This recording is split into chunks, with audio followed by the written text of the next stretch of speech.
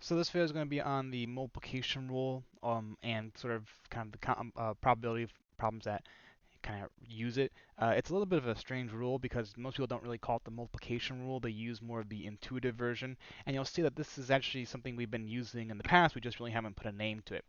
So first off, a little bit of recap on some vocabulary we're going to need. The first things we're going to need to remember is what an independent and dependent events are. So an independent event is an event or in a series of events, I should say, where they do not have an impact on the next event. So usually we call these with replacement stuff. So for example, if I have a bag of marbles and 5 are green and 10 are red, and I say, if I draw a marble, put it back, and then draw a second marble, what's the chance that I get 2 red marbles? Well, that's an example of an independent event because the first draw has no impact on the second draw. Or it could just be that two events that have no relation to each other. So for example, what's the chance that you roll a 6 on a die and flip heads on a coin? Well, those are independent because my roll of the die has no impact on the flip of my coin. So if I roll a 6, it does not make my chance of rolling or flipping heads any more or less likely. So again, those are examples of independent events. Dependent events obviously are the opposite. They're where the events do have an impact on the next event. So in our little marble example, if I drew a marble, kept it, and then picked another one, that would be a dependent event there, or a dependent series of events, because again, my first event does have an impact on my second event. You can also talk about as picking people from a group. So if I have a group of 5 people, and let's say 2 are male and 3 are female, and I'm going to pick 2 people at random to, win a prize, and I say, what's the chance that I pick 2 females? Well, that's a dependent event because once I pick the first winner, they're out of the pool, and that lowers the overall options for the second winner. Because if there are 5 people and I pick one winner, well, now there's only 4 people left. So the chance that you'll be picked second is a little bit more than your chance of being picked first because you have less people to compete with. So those are examples of dependent events. And then lastly, we have complements. So complements is simply the chance or the probability that something does not happen. And the way we usually state complements is with this little bar over them. So when you see like P and then A bar, that means the complement of A, or the probability of not A. And they have sort of this relationship with 1 and their counterpart. So the chance of A happening, we'll say chance of rolling a 6, is 1 minus the chance of not A happening. So in our die example, it would be the chance of rolling a 6 is equal to 1, which represents all the probabilities, minus the chance of not rolling a 6. And then the vice versa is also true. The chance that you don't roll a 6 is equal to 1 minus the chance that you do roll a 6.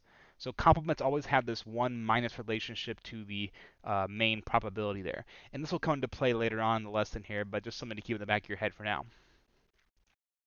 So we looked at the addition rule last lesson, which was this rule up here. The chance that you get, or the probability that you get A or B. So remember, this U right here is the or statement. So this is the probability of A or B or both is equal to the probability of A plus the probability of B minus the probability of A and B. So this upside down U is the and statement. Let me make this a little bit thinner.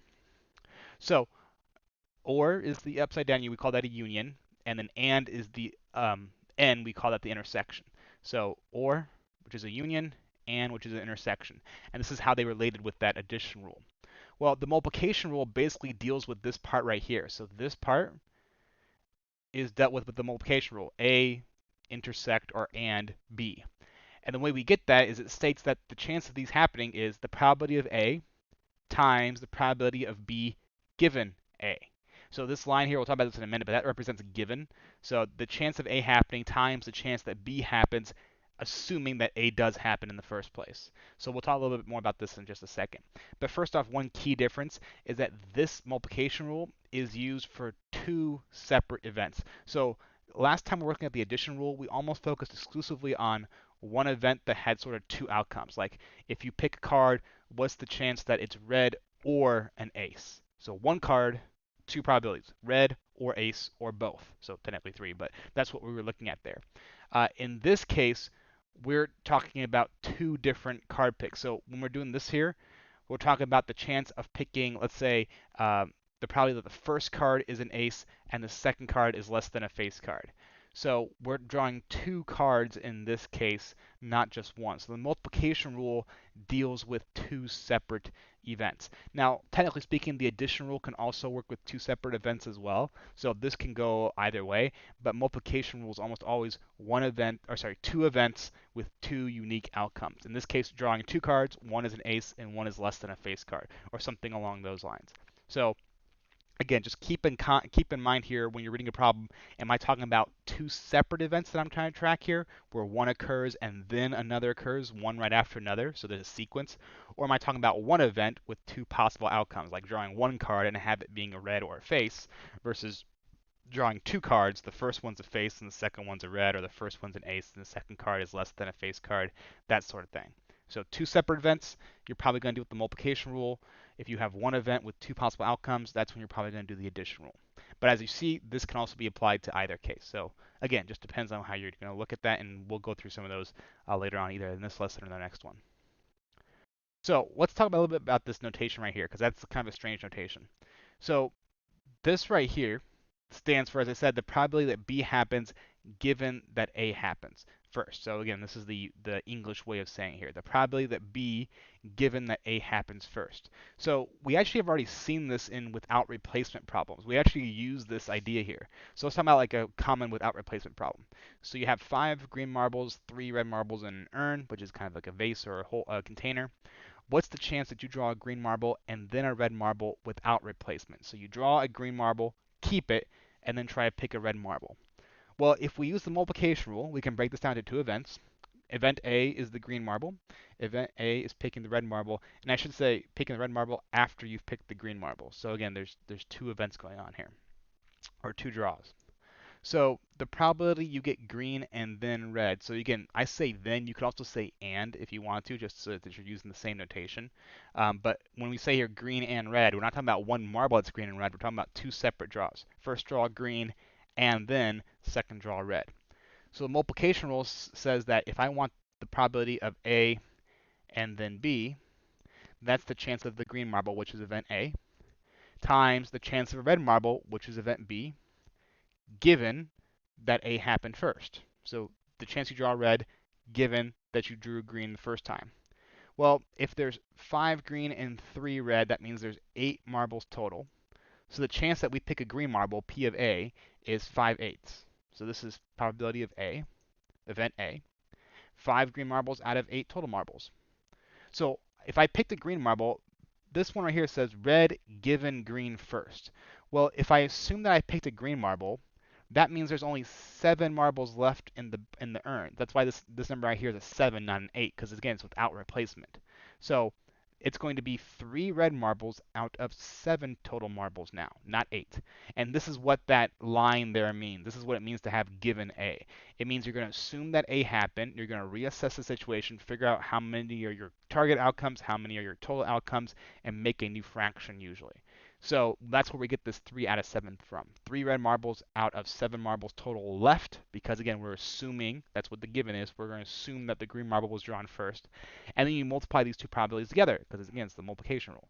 So 5/8 times 3/7 would give you 15/56, and that would be your probability. And again, you can make that into a decimal percentage if you want to. But that's what that, again, we've already done that little given stuff there. That's not really a new thing we need to do. It's just something we have done before. We just really haven't named it or labeled it.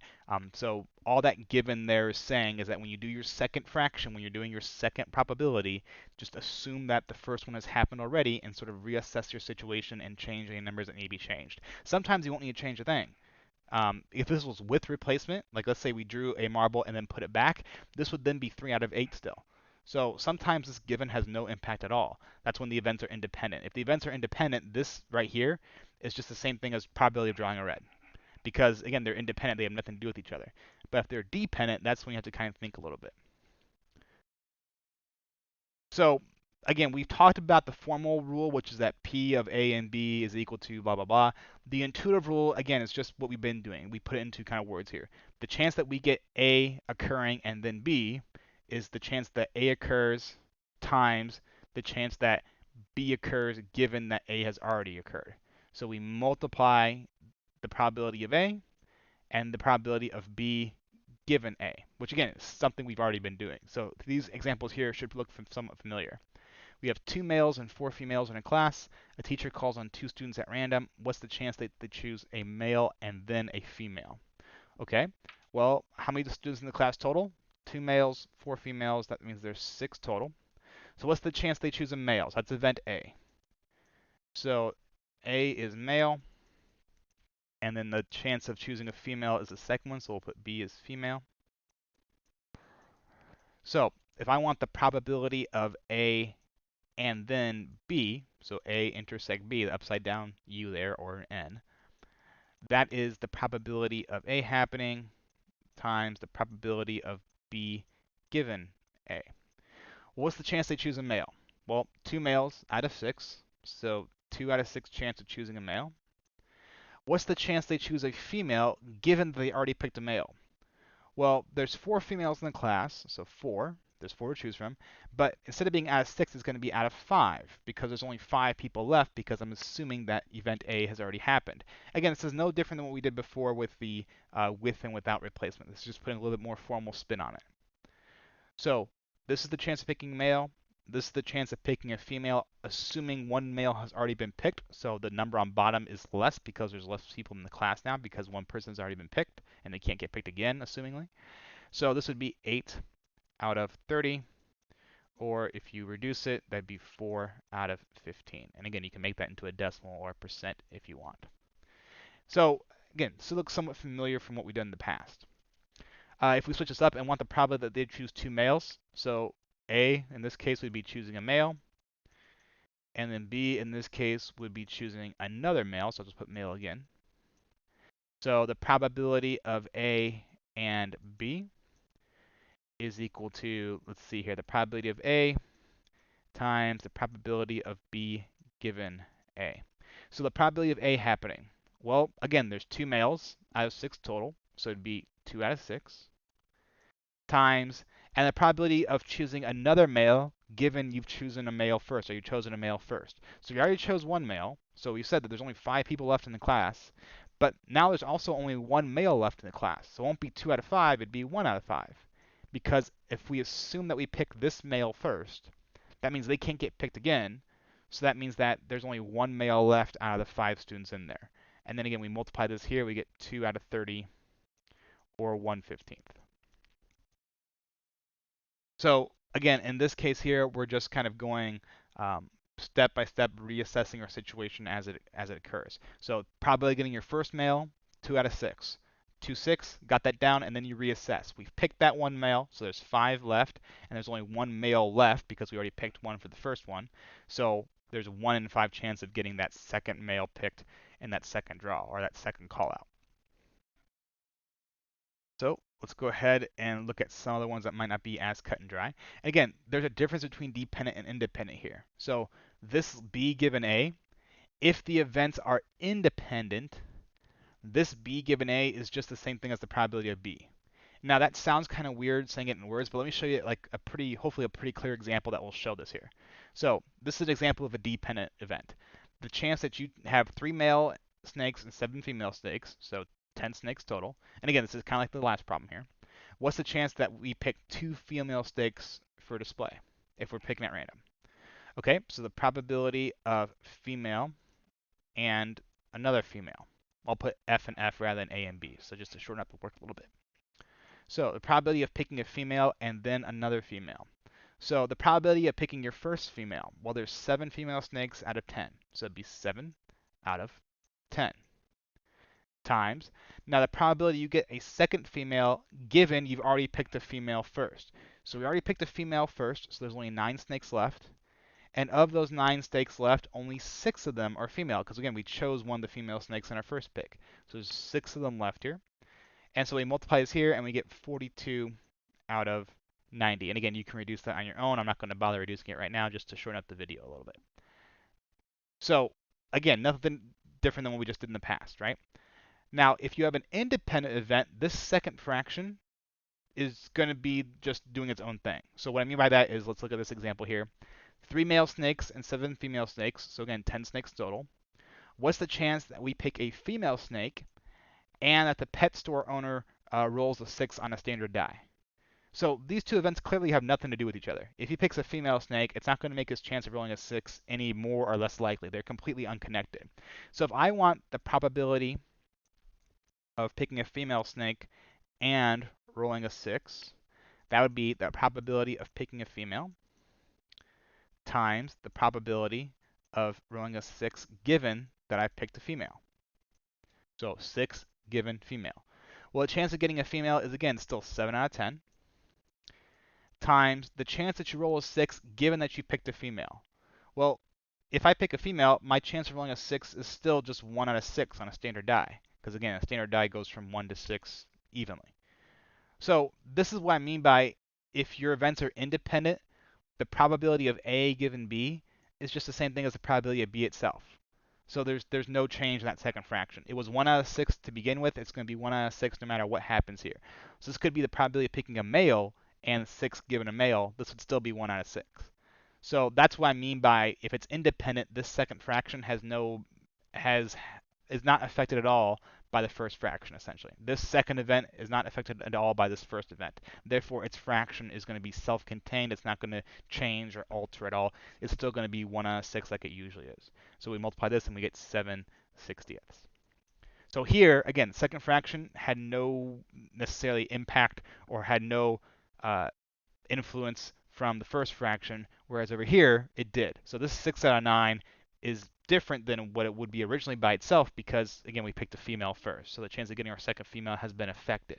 Whereas here, the chance of us rolling a 6 has not been affected by the chance of us getting a female. So it's just going to do its own thing like it usually does. A or event F in this case would do its own thing like it usually does, and no harm, no foul.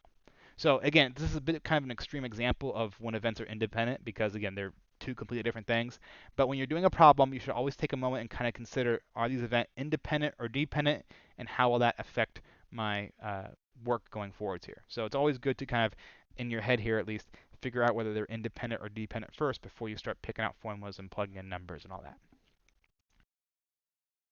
So let's go ahead and see if we can combine these into some problems here. So we're going to use the addition rule and the multiplication rule together to figure out some problems. And again, usually in the past we use this for one event with multiple outcomes. So again, picking a card and checking to see if it was a red or a face card. But this same deal can be done when you have A and B being two separate events. So this works when A and B are kind of both from the same event or if they're from two separate events. So it's okay there. So let's start with just some non-context examples. So let's say we have two events that are independent, which again is kind of important. And it says the chance that A happens is 0.4, the chance that B happens is 0.7. What's the chance of their union and what's the chance of their intersection? So we're going to do them both here. So in order to find out their union, we have to first find out their intersection. We can't do this problem until we've done this problem. So let's go ahead and figure out this one first, even though it's said second.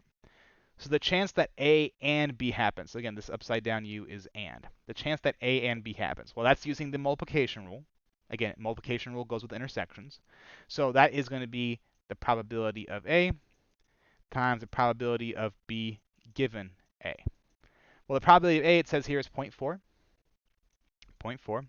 The probability of B given A. Well, the probability of B is 0.7, and because they're independent, that's all I need to know. Because if they're independent, that means this 0.7 is not affected by this event at all, so it's just going to be the same as itself, which is just 0.7. If it said they were dependent, I would need a little bit more information so I could figure out what the chance of B given A occurring is, so I need some context to it. But if they're independent, then I really don't need to know what the events are. As long as I know the probabilities, I can go through this problem. But if they were dependent, that would change my approach a little bit because I would have to know, well, what happens with B and what happens with A. Therefore, I can figure out what happens for B given A. In this case, it's going to be 0.28 if I remember correctly. So 0.4 times 0.7 is equal to 0.28. So that is our first question down, the probability of A and B. So for the second question, the probability of A or B, and again, this is A or B or both. That's what this means here, A or B or both. So the probability of A plus B minus the probability of A and B, because remember this gets rid of the double count. So the probability of A we know is 0.4, the probability of B we know is 0.7, and then A and B we just figured out was 0.28. Again, a lot of repetition in the formulas there. The first parts of both formulas are almost the same, except that this is multiplication, obviously, and this is addition. Again, obviously, that's why it's the multiplication and addition rules.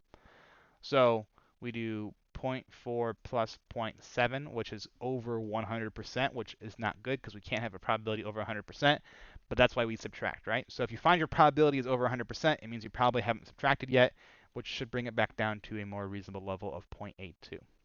So the chance that A or B happens, which is A or B or both, is about 82%, if A is 0.4 and B is 0.7. And again, assuming that they're independent. So that's an example of a problem with no context. Again, it's just running through the formulas, plugging in your numbers, checking out an answer. No real worries or trickery you need to do there. Sometimes they might throw a curveball at you, and instead of giving you the probabilities directly, they'll give you the complement of one of them. So they'll say, okay, here's, again, two independent events. The probability of A is 0.35. The probability of B is 0.8. Now, this is not actually the probability of B. Excuse me. This is the probability of the complement of B. So this says the probability of not B. So remember, this bar here means not B. So the chance that A happens is 0.35. The chance that not B happens is 0.8. Find out, again, the union and the intersection. Well, in order to find these out, we first need to figure out the probability of B happening, not the probability of complement of B happening. So if the complement of B is 0.8, that means 1 minus 0.8 is the chance of actual B happening, which in this case 1 minus 0.8 is 0.2. So this is the probability of B itself. So if you see that complement symbol, make sure you do your little 1 minus trick to get to the actual probability of B before you start using your formulas, because this is the one that we're going to use in our situations here. So if I want the intersection, I would take the probability of A, which was 0.35, times the probability of B given A, which again, since they're independent, that just means the probability of B, which is 0.2. I should put a 0 in front of here, just to make sure you know it's a 0.35. So 0.35 times 0.2, if we do that real quick, times 0.2, we end getting 0.07. So this is the probability of A and B happening, so both happening. And like I said before, we do this one first because now when we get to this step here, we have the probability of A, 0.35, plus the probability of B, 0.2, minus the stuff up here, so 0.07. And if we find this out here, minus 0.07, we get 0.48. So again, if they give you the complement, you have to just use your little 1 minus trick to get back on track to probability B, and then go ahead and solve for your problem. Again, just know the formulas, and it's just a plug and chug issue. Now, I think I skipped one here, actually. There we go. That's the last one. So let's throw in some context here just so we get kind of a tried and true word problem here. So it's just a bag, not an bag. So a bag has 1 yellow marble and 4 green marbles. What's the chance that you flip a head on a fair coin and that you draw a yellow marble? It should say heads and